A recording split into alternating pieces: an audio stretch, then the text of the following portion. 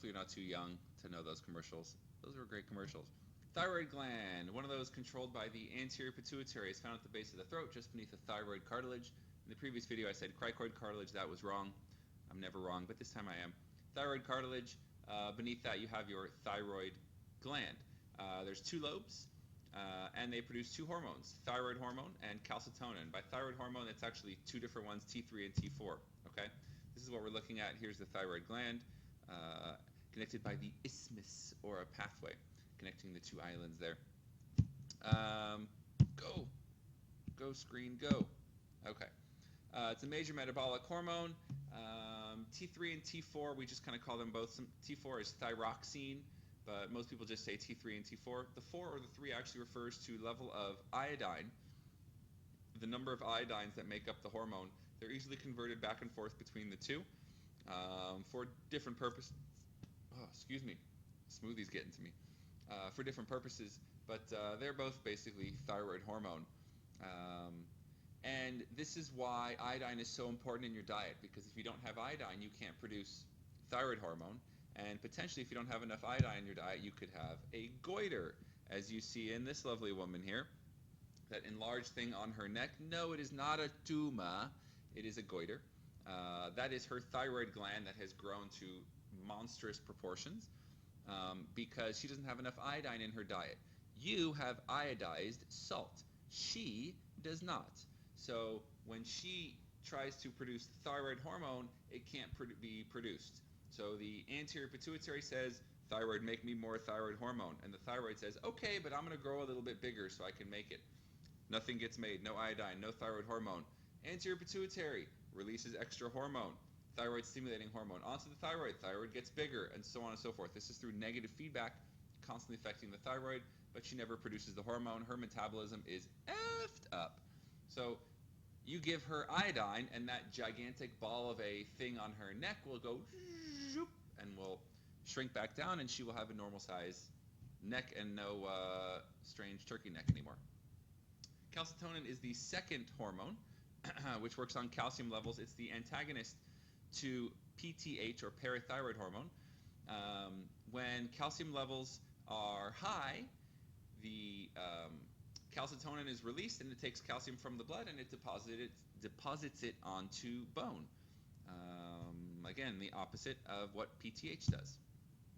Now, the parathyroid glands are these teeny tiny things on the thyroid gland itself, and parathyroid hormone is the other one.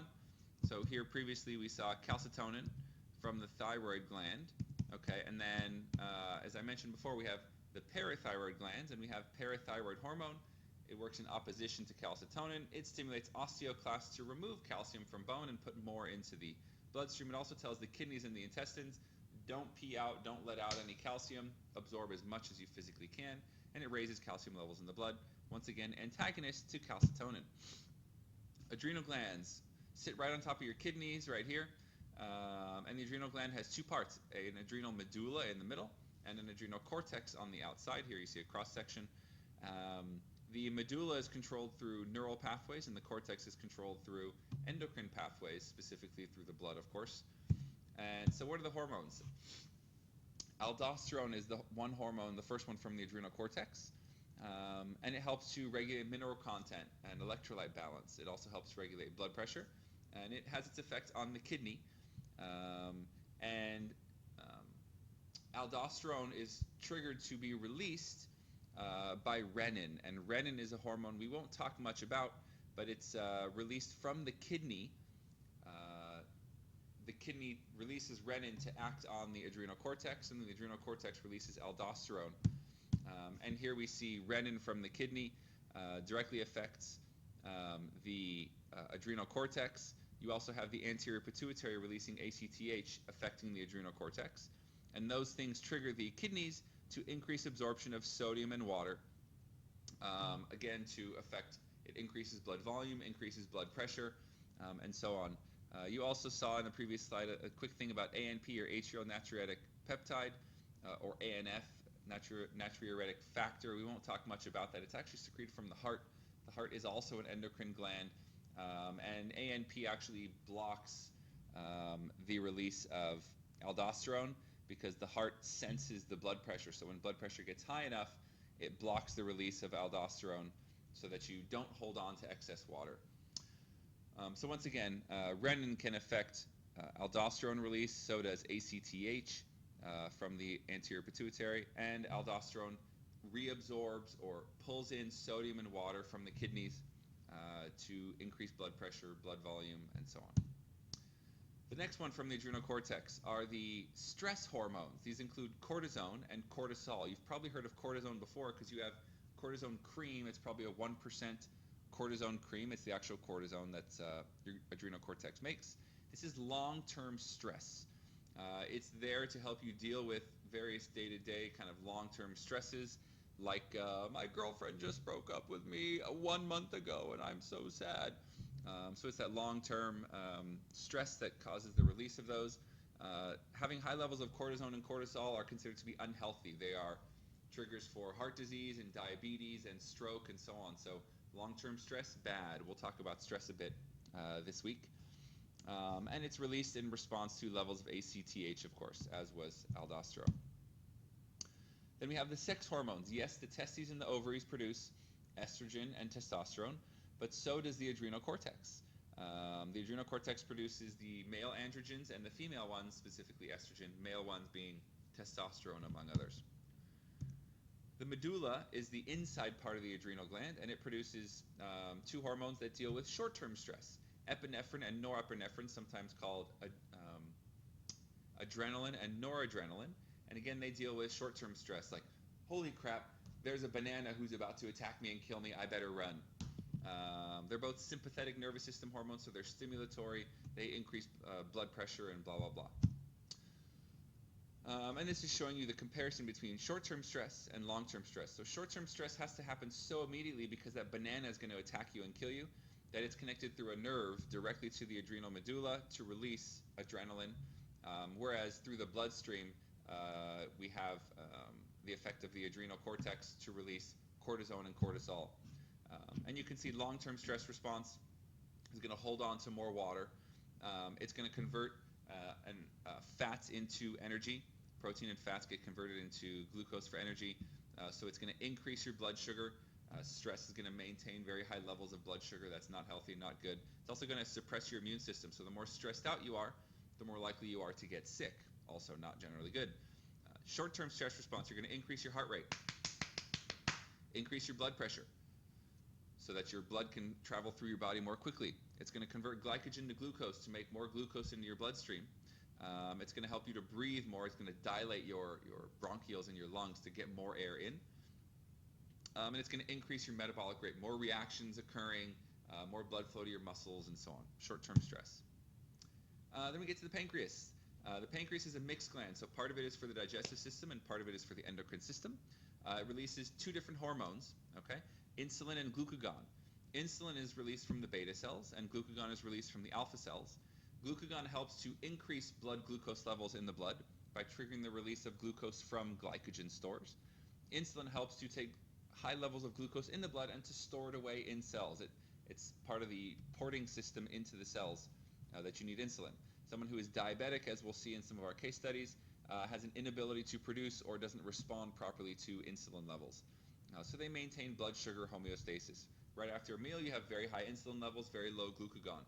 2 hours since a meal, you have very high glucagon, very low insulin. Here you see normal pancreatic cells, and in the middle we have the islet cells, beta and alpha cells, releasing insulin and glucagon respectively. And this is showing you that balance specifically of how it works, triggering the liver to release glucose from glycogen stores and so on. Then we have the pineal gland found in the third ventricle of the brain, secretes melatonin, as we talked about, which helps to regulate sleep-wake cycles. And melatonin actually comes from serotonin. The thymus, which sits right on top of the heart, just behind the sternum, is largest and most productive or important in infants and children, and it produces a hormone called thymosin. Don't confuse it with thyroxine from the thyroid, the thyroid hormone. Thymosin helps to mature white blood cells, specifically T cells. It triggers cells to become T cells for the immune system. So in adults, it plays less of a role. That takes place more in the bone marrow. but in kids it's really important. So the thymus is actually bigger in kids. Then we have hormones from the ovaries, estrogens. Okay, they stimulate secondary sex characteristics, so this means enlarged breasts, more fat tissue, triggering ovulation, menses every month, so having your period, matures the female reproductive organs, and it helps prepare the uterus to receive the fertilized egg. It triggers the uterus to grow in the size of its lining, so it's very well nourishing for the egg. And it also helps to maintain the pregnancy. Very high levels of estrogen helps to hold on to a pregnancy, and the basis for birth control pills, but we'll talk about that much later when we do pregnancy. There's also progesterone, not just estrogen. It's produced by a structure called the corpus luteum. Don't worry about that. It works with estrogen to regulate the menstrual cycle and also helps with implantation of an embryo in the uterus. Again, most of our stuff with estrogen and progesterone will be much later when we do pregnancy and reproductive system. The placenta itself is a structure that helps to feed the baby. It's the bypass or the median between the mom and the baby where all the blood vessels go through. And it also secretes a hormone called HCG, and we'll talk about that as well later, but it helps with delivery of the baby. Hormones of the testes, there are cells within the testes, interstitial cells, that secrete hormones. So one hormone from the testes, as you know, is testosterone. This is male secondary sex characteristics. Hair, increased muscle mass, lower fat, lowering your voice, and so on. Also promotes growth and maturation of male reproductive system.